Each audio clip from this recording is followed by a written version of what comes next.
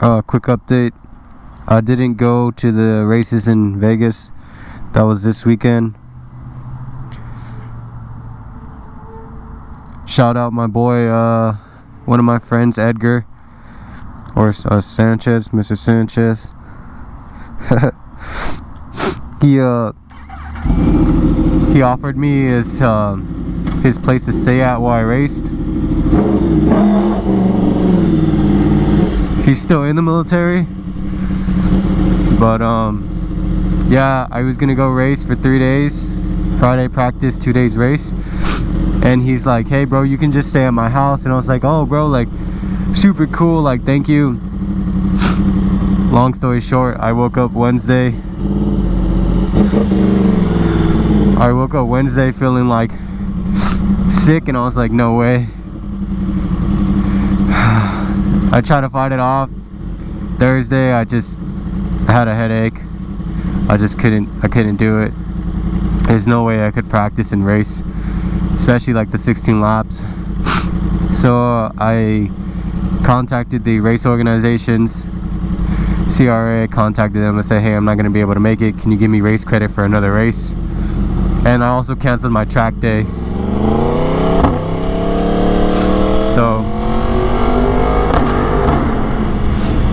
So I canceled that.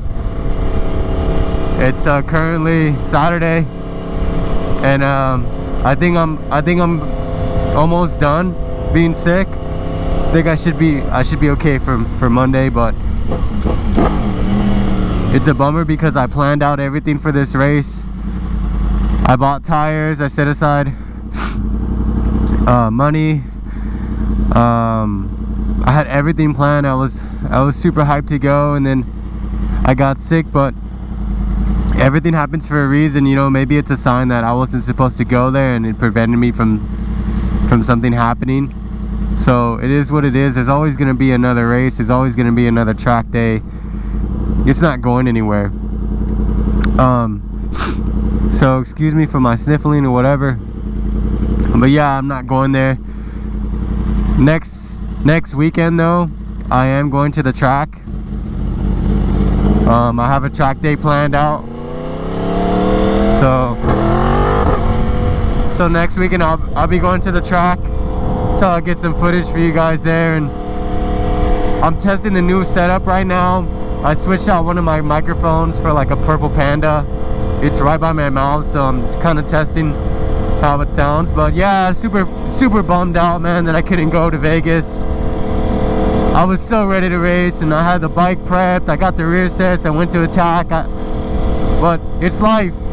That's what makes life. You know, you set plans and you make plans, and it just doesn't go your way all the time.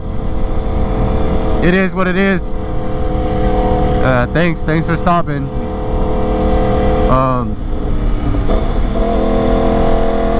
Anyway, I've been riding. I've had a couple R1s and a couple BMWs,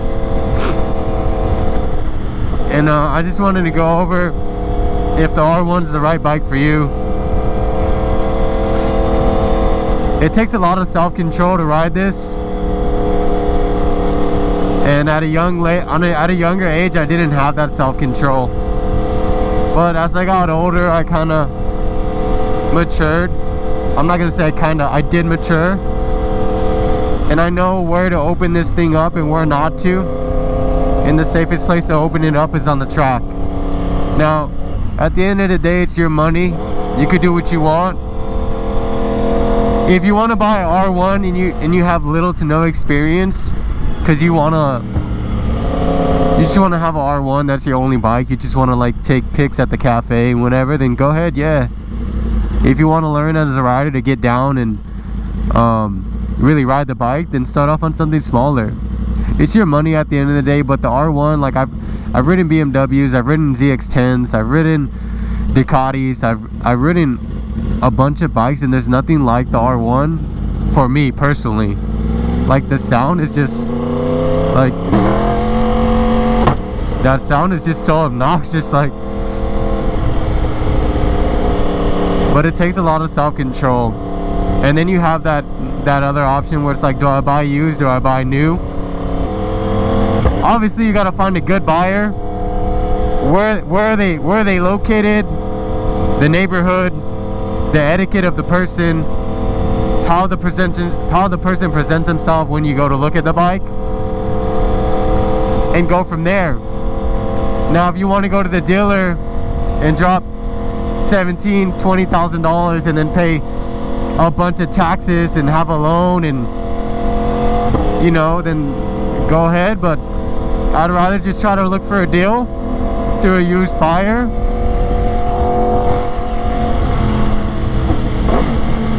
I'd rather look for a deal and go from there. Oh, hold up, man! I took the wrong turn, man. Hold up. See, when I'm sick, it's I don't be thinking clearly, but I've been in the bed, so I wanted to get out. I was tired of just laying in bed, like. I'm not getting anybody sick riding, so, but I need to get this this chain loop for my chain, so I'm gonna go to Cycle Gear. I think that's what it's called. But yeah, I would buy used. Look for a good deal, because sometimes even if you buy a track bike, you can find like track bikes are always set up with like the best stuff, like Olin's. They have all the aftermarket stuff that you can buy on them already set up. But remember, track miles are different than street miles. On a track, that's hard riding. On the street, it's different, you know what I mean? So take that with a grain of salt. You gotta know what you're looking for, and take a buddy who has more experience than you.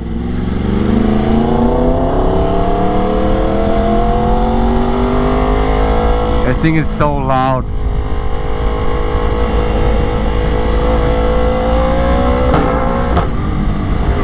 But I would definitely buy a used bike. An R1, it's not the best street bike. FZ07, FZ09 is probably better than the R1. I just love the look of the R1, how it sounds, how it feels. Obviously it's overkill for the street, but it's your money, you can buy what you want. I've had S1Ks and they're really cool, they're good bikes, but they just get boring to me. They just get boring to me, so the R1 is just so raw, and it's just like so aggressive. I love it.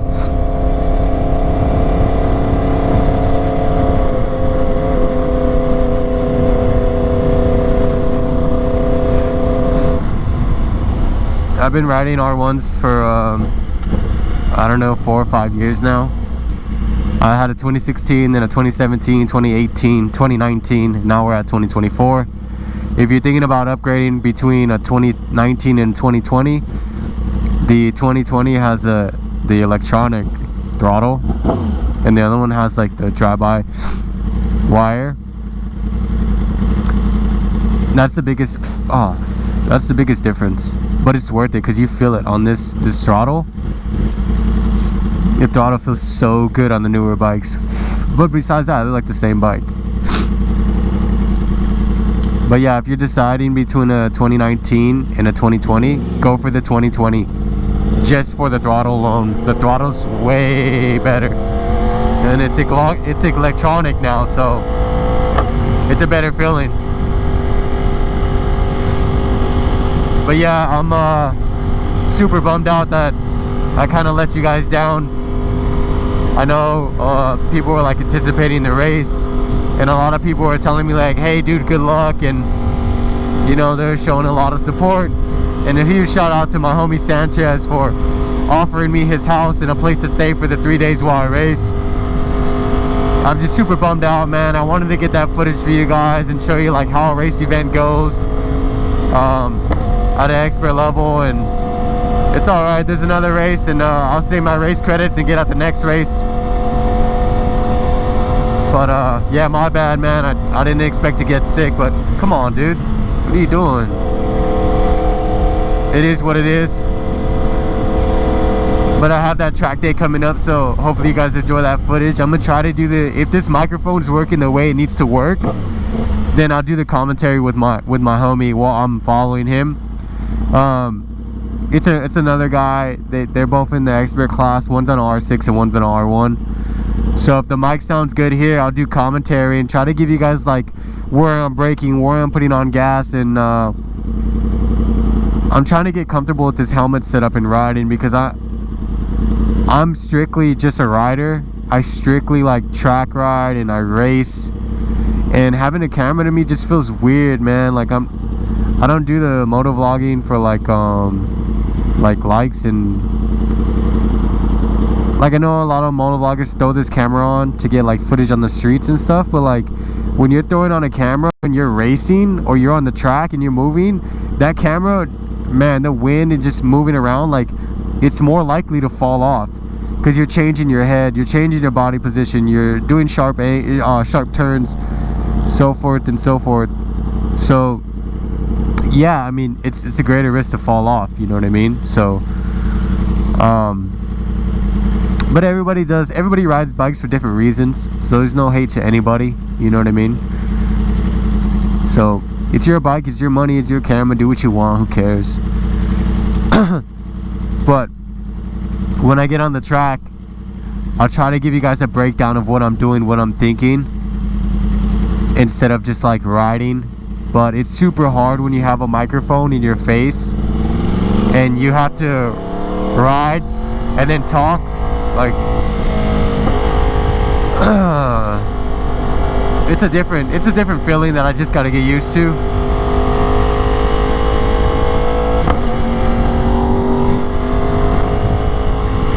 But yeah, I'm super sorry about the not having the footage, guys. I should be feeling better in a couple days. I just hate being sick in bed, so I got out here and made this vlog real quick. But yeah, if you're thinking about riding an R1 or buying an R1, I don't recommend it for your first bike. It takes a lot of self-control. It's a lot of power. This wrist right here, that can put you in jail. But if you want to have a bike because you know you want to take it to the cafe and you think you control yourself and you have maturity, and go for it, man. But if you really want to become a better rider, start like for street riding, I'll do FZ07, FZ09. Track riding, I'll start like on a 400, 600, and then work your way up.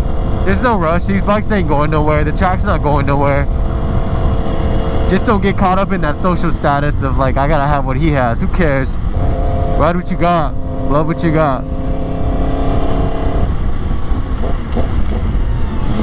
I'm probably gonna pick up my other R1 today at my boy Tyler's house, because he was putting the rear sets on for me.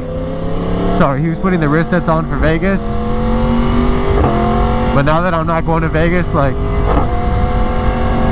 there's no need for it. So I'm about to pull up to the place. They do my tires. I always bring my tires here. They're a small shop. They're good people. And I'm gonna give them a shout out, because I think they should get more business. What's up, bro? So this is where I get where I take my tires, and oh hell no. It's a cycle rider over here in Montclair. They're really cool people, man. They they're like low key. I don't like going to the dealership, because the dealership, I just feel like they'll snake you out, and they've always tried to snake people out. But I'm gonna grab this stuff and then I'll back on the bike and then get to the crib. But yeah, it's just a short vlog. Hope y'all enjoyed it. I'll catch you on the next one. Ride safe. Leave your ego at home. Peace. That's